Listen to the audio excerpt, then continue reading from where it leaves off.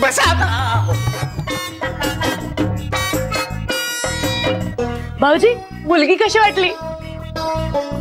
कुठे मुलगी दिसतच नाही जो भाऊजी। अरे वाह, सुंदर आहे, जाड आहे थोडी, नाही? हो भाऊजी, काहीतरीच काय, बारीक आहे मुलगी, जाड कुठे आहे? मग बारीक अशी आहे मुलगी? हो हो हो ना, उगाच काहीतरी बोलतायत भाऊजी। लग्नाआधी बारीकच असतात मुली, शरा आठवते ना? लग्नाआधी अशी चवळीची शेंग होती, आता शेंगांची जोडी झाली आहे, असं होतं। हो हो, नक्कीच नक्कीच छान वाटलं तुमच्याशी बोलून। हा, उद्या भेटतोच आहोत आपण। अर्थात ते काही आमचं घर नाही म्हणा, आमच्या जावई बापूंचं आहे। आमचं घर तसं छोटंसं भाड्याचंच आहे। कलाने तुम्हाला सांगितलं की नाही? मला सांगितलं ना? बरं झालं बरं झालं। हो हो हो हो, आणि सगळ्या गोष्टी जुळून आल्या तर तुम्ही एकदा आमचंही घर पाहून घ्या। अहो, शेवटी मुलगी म्हणजे तुमच्या काळजाचा तुकडाच देताय तुम्ही या घरात।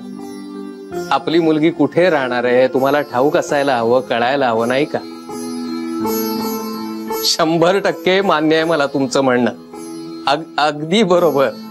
कुठे राहणार आहे यापेक्षा कुणाबरोबर राहणार आहे हे महत्वाचं। वा, पटलं पटलं, पण असा विचार करणारे फार विरळ आहेत हो हल्ली। मी मगाचपासून तुम्हाला सांगेन म्हणतोय, तुमचा आवाज मला ओळखीचा वाटतोय हो। नाही, काही लक्षात येत नाहीये। हो, उद्या भेटतोच आहोत आपण। बर बर बर, नाही नाही नाही नाही, मलाच हे सगळं तुमच्या कानावर घालायचं होतं, म्हणून कलाकडून नंबर घेऊन मी फोन केला, इतकंच। हो हो, अच्छा, हा, ठेवतो। काय मग, झालं ना समाधान? मला एकदा खात्री करून घ्यायची होती कला। हो, मग पटली ना खात्री? स्थळाच्या बाबत पुढे सरकण्याआधी खऱ्या माहितीची देवाणघेवाण करणं कधीही चांगलं। मी काय खोटं बोलणार होते का पण त्यांच्याशी? खात्री करून घेतल्याशिवाय मी हल्ली स्वतःवर सुद्धा विश्वास नाही ठेवत। तर ठीक आहे, पण दिवट्यावर पण विश्वास ठेवू नका। म्हणजे काय?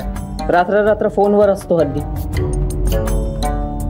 वय आहे त्याचं, फुकट जायचं पण हेच वय असतं। त्यासाठीच लग्न लावून द्यायला निघालेस ना तू त्याचं? तरी मला धाकधूक वाटतेच आहे,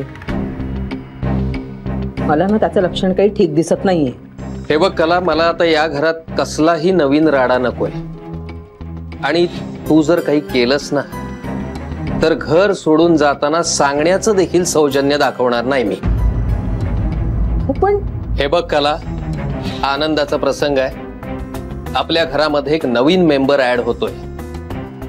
मला कुठल्याही प्रकारची खडाजंगी नकोय, आणि जर का खडाजंगी झाली ना तर ती माझ्या आयुष्यातली शेवटची खडाजंगी असेल।